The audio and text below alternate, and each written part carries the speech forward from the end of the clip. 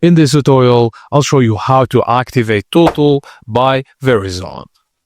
First thing first, visit the Total by Verizon website and browse the available no-contract premium plans.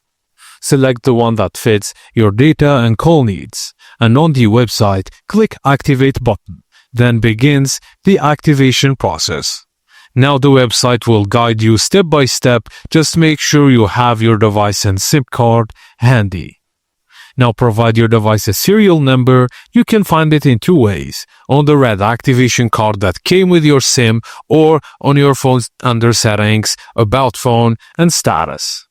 Now continue following the on-screen instructions, and once confirmed, your device will connect to the Total by Verizon network. Just restart your phone if needed to finish the setup. Your Total by Verizon line should now be active and ready to use.